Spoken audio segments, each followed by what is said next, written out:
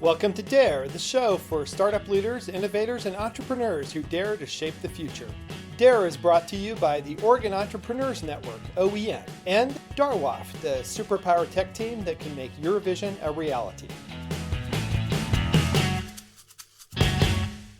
The Dare Show is happy to welcome Parisa Saki to the show. She's the CEO and founder of Hauvant, which is a really interesting company that's focused on creating a heel for women that is actually comfortable. So we're going to hear more about that, but we will also hear about why Portland was the right place for Parisa to launch this business and what it's going to take to get her new startup off the ground. So welcome to the show, Parisa.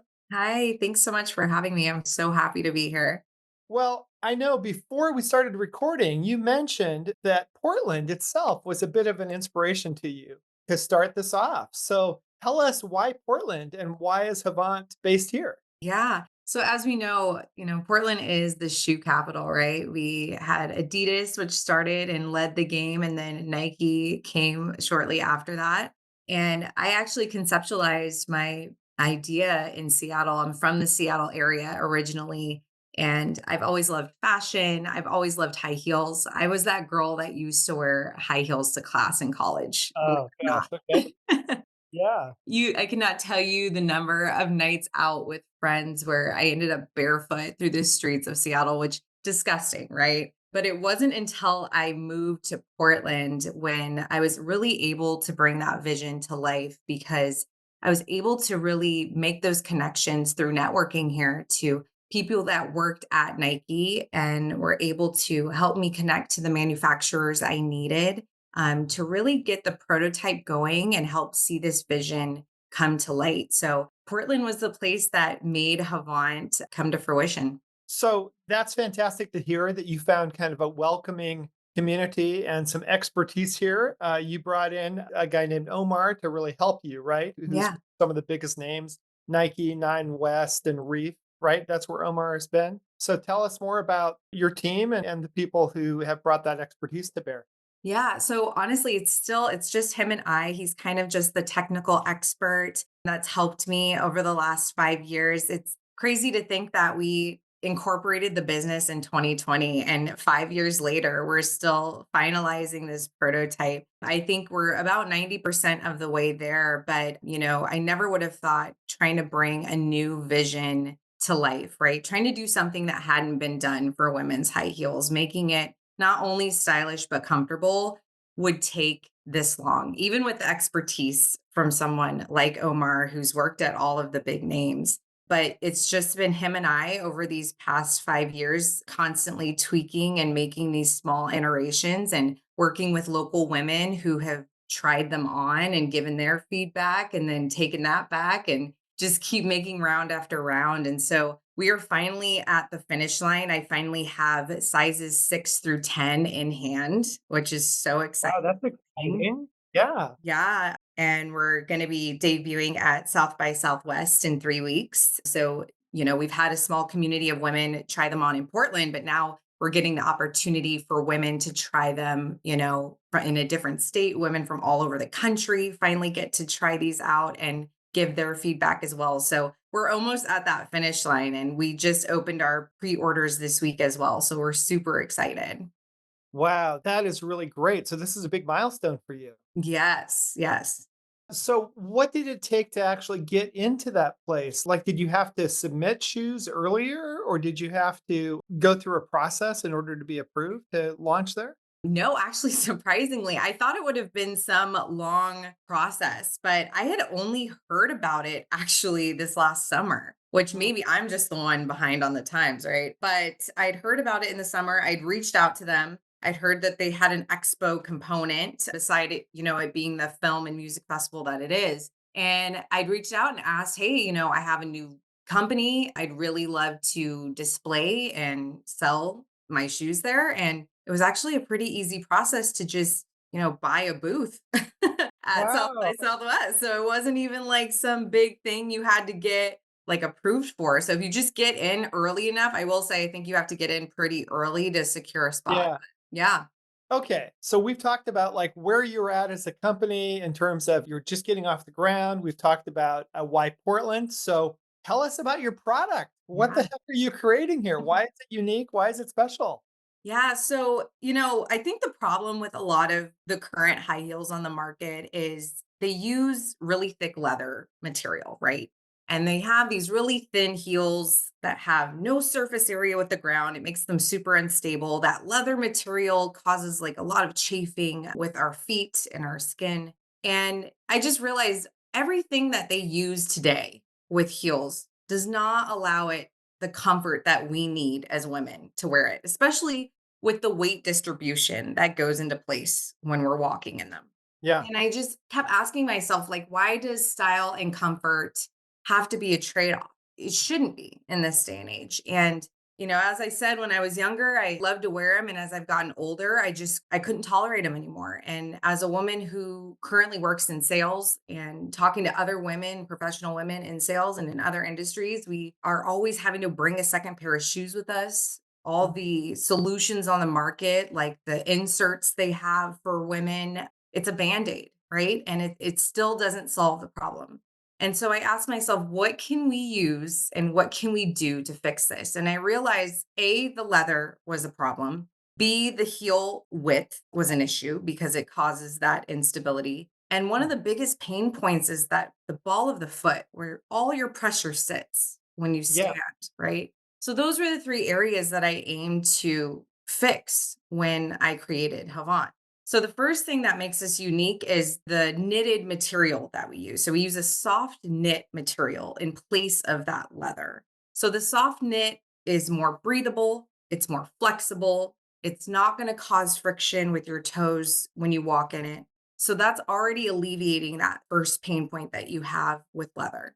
We use a thicker heel width, so it has more surface area with the ground. So it's not going to cause that instability. You feel really stable when you're walking in them, especially on smooth surfaces. We have a recycled rubber outsole that we use, and it's really thick and durable. So no matter how slippery that surface is you're walking on, you're not going to feel like you're slipping at all. Right. So that was mm, the other thing we did. And then the third thing was the bio based foam that we use at the ball of the foot. So we use extra cushion and we basically have a hidden platform in our heel. And we do that so that we have extra room for that foam that we use. We have that bio based foam that's hidden inside that platform. So it really maximizes how much comfort we have in that shoe. And we did all of this in a way that allows us to maintain that classic high heel look and allows women to have a shoe that you can use from day to night without having to switch to a pair of flats or find something else. And so I think we really found a good balance of comfort and style and sustainability. fantastic. And so have you been testing this with potential customers? Yeah. So far we've used about 10 women in the area. We've had them test them out and do fit testing. After South by Southwest, of course we're going to have a bunch of women try them on there, do more fit testing there. And when we get back from that, my plan is to do more stress testing. So we're going to be asking even more women to do stress testing so we can really finalize this product. So within the next few months, we can, put that stamp of approval and open it to official sales. Again, we have pre-orders open now while we finalize these last few minor adjustments that we need to do. But we will be doing one last round of stress testing over the next month or so. Wow, that's fantastic. So, say that you get a lot of interest at South by Southwest. Can you scale to meet demand? If you suddenly get 1,000 orders, are you able to fulfill them? Yeah. So, I mean, again, with the pre orders, we're just racking that up right now. We have a disclaimer on our website that, we are not going to be shipping out at the moment because we are still finalizing our shoe. So, we are only set to pre order at the moment. But as soon as we are ready to go, I have a manufacturer in place that's ready to scale with us. They specialize in women's high heels. They've been doing this for decades. So they're ready to go when we are, but we just got to get this finalized before we're ready to fully launch. But I know that they can scale when we're ready to scale. Okay, great. So you'll be able to take pre-orders. Yes. Right. And so you have an initial product. Will you be, offering a lot of different products or are you really doubling down on this one product? So we'll be offering our heel, but we will have different iterations of it. So we'll have our classic heel, which we have now. We plan to have different strap styles and things like that down the road. Of course, we'll also have other accessories and things like that as we continue. But for now, over the next year or so, I anticipate we will probably just have our classic high heel. Okay, fantastic. And so you've mentioned a lot of products that are out there that are uncomfortable, that are not ideal. I assume there are other companies that are starting to tackle this problem. So, is there a large market or a large kind of ecosystem of companies who are starting to offer more kind of friendly and comfortable shoes? And where do you fit in that market? Yeah. It's funny you bring that up. Lately, at least, a bunch of people, I mentioned Hauvant to them and what we're trying to do. And the first shoe they asked me about is, oh, have you heard about sneaks? And I'm like, yes, of course I've heard about sneaks, right? And if you don't know, that's Sarah Blakely's new high heel line that she's come Yeah, out. And so I know there's many other, shoe lines that have tried to attack this, but the difference still lies in the fact that what we're doing is still unique in that we are still trying to do a classic shoe, right? We are trying to make it look as good as possible and still make it as comfortable as possible. So sneaks is very a unique look, right? Like it looks like a sneaker and that's not going to be for every woman. That's not going to be for your typical, professional woman that's trying to go to a business meeting, right? And that's what we were trying to do. We were trying to provide a shoe that's going to look classic, going to look good and be comfortable. And plus be relatively affordable, right? So sneaks are a very expensive high heel line. We didn't want to be in a super niche market. And so we really try to target this for women to be able to afford, but also wear every day. There's a lot of other brands that everybody's heard of: Cole Haan, Sarah Flint, Antonia St. New York. And these are a lot of other lines that attempted the comfort, but they all use leather. So mhm, again, it's back to that material does not lend well to comfort with your skin. So, yeah. and I've tried a lot of these brands, that claim to be comfortable, and I did not find them to live up to that comfortability that they claim to have. So, my high heel was the first that I've come across to really be able to do what it claims to do. You can make the claim that this is the first and the best that really Exactly. beats that Exactly. bar.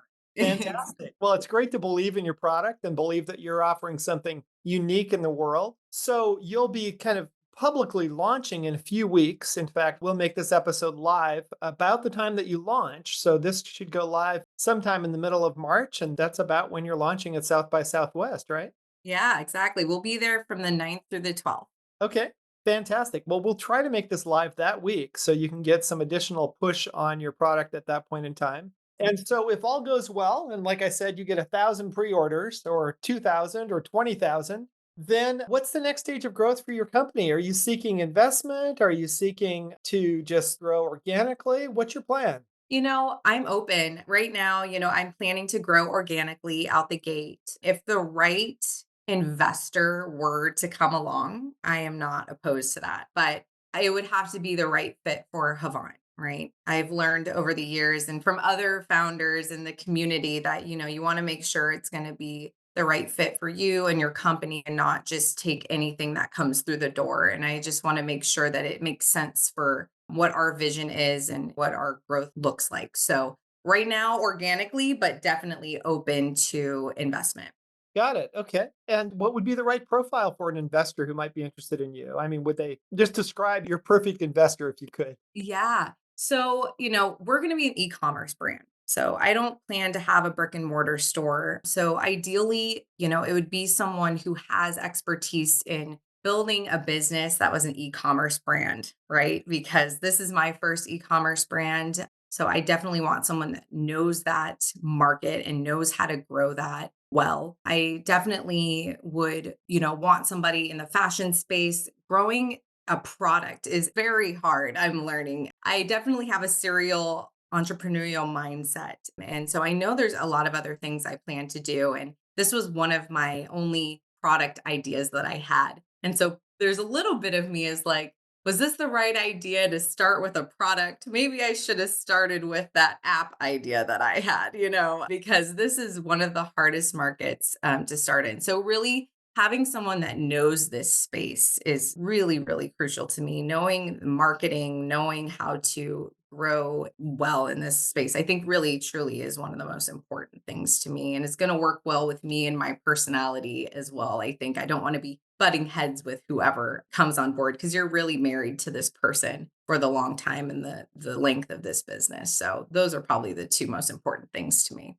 Well, that sounds really wise that you're considering carefully who you'd actually be connected to for the long term. That makes sense. Well, so always our last question is what do you dare to dream? So, kind of what future are you imagining or what world are you trying to create?